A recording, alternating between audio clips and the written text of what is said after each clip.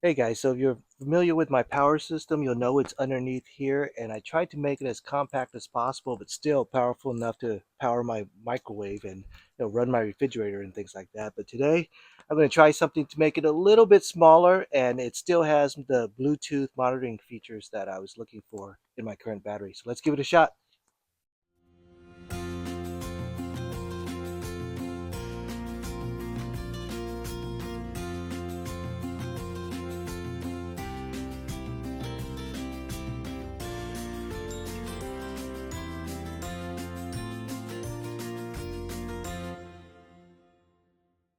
All right, so it's this REDODO mini 100 milliamp hour battery.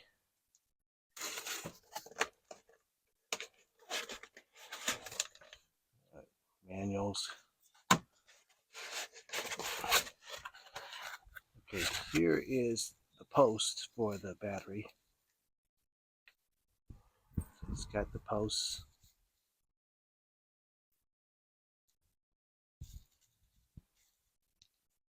Okay.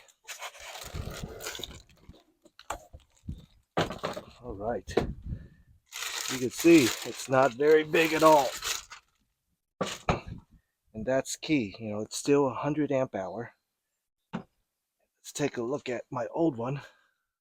So you see, with this Group 24 battery, I had to cut out a slot for it because I just didn't have any room. I could not make it any higher because this would get in the way. So I was really squeezing as much room as I could. So I actually cut a notch for it. I'm hoping this smaller battery will prevent me from having to cut a notch and just let it sit in there and still have, the Bluetooth app that I can monitor the battery in. So let's give it a shot. All right, so let's take a look at my current system. I have some DC power ports right here. I have the battery right here, and this is a Group 24 battery, so it's still smaller than most 100 amp hour batteries. It is compact, but it's not compact as the Mini, which is even smaller than that. So I have my inverter, my battery chargers over there. I have one for this battery and one for the car battery, which I have unhooked right now because I've been driving this car and I haven't needed it. It's when it's sitting that I need to have that connected. And I have some storage space around here. But now I'm going to add this battery right here. And if I'm lucky, maybe I could even add two, but we'll see. All right, I'm unhooking everything, but first, I want to unhook the solar panels so that the chargers are not going. But we'll try to put this guy in the same footprint just so that we could compare the two sizes. All right, take that one out. All right, so here's the size comparison of the two. You can see this is, not as deep as this guy over here. Kind of see that right there. So I'm hoping because it's not as deep, I could just get a cover that will fully cover the whole thing.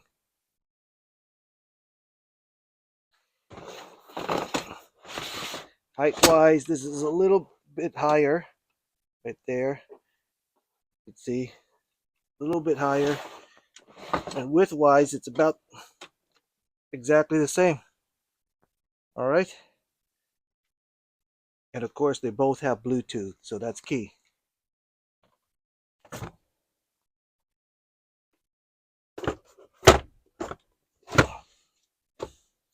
All right, footprint wise, it fits in perfect like that.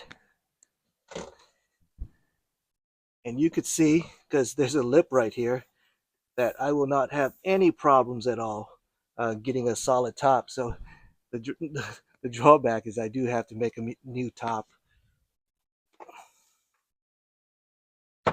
that doesn't have the cutout for the battery, but that's a good thing that I do have to make it because that's what I want. I want it to cover up. So yeah, that's gonna work out great. So let's cut a new top and put all this stuff back, and then we'll rehook it up. Then we'll test it out. All right, good thing I got a lot of wood for cheap because I can't keep throwing away wood like this. But here, I have a new piece to replace the old piece. It's a solid one.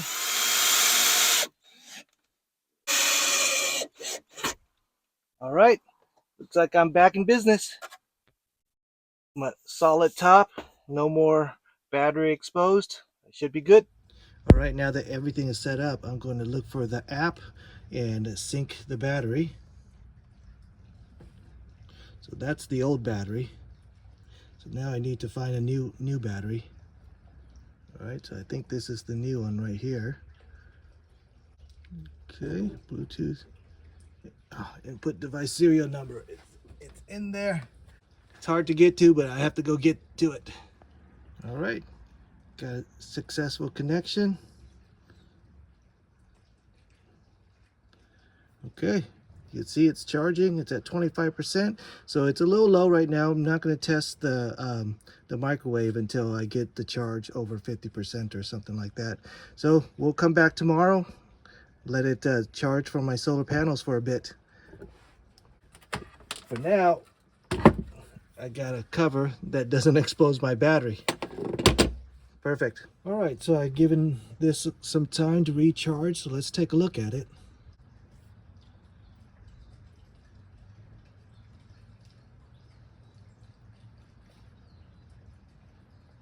All right, so it looks like it's 99% charged. That's good.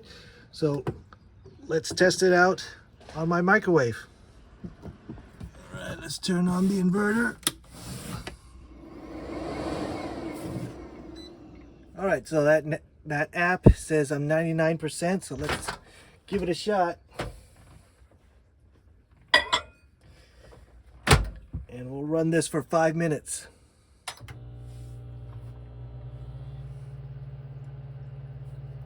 And you can see the power reading. It's consuming almost 1200 watts, 90 amps, voltage 13.1, capacity 104 amp hours. So you could see the value of having this app, and that's why I wanted this app for the battery, so I could always monitor how much power I have left. So let's come back in 5 minutes. All right, we got around 20 seconds left, and it still says 99. I bet you it was close to 100%. That's why that's not changing. But you could see it was an hour and 16 minutes of discharge time at this rate, and now I'm down to 1 hour 12, 1 hour 13. So that definitely went down, saying I can't do that forever. All right.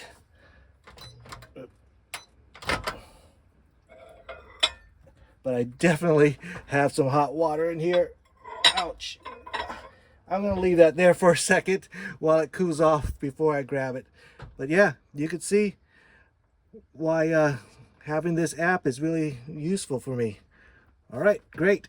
So you can see it takes a lot less room, and I can monitor on this app, and I have, and it can still power my microwave, so that's perfect. All right, I think I like it.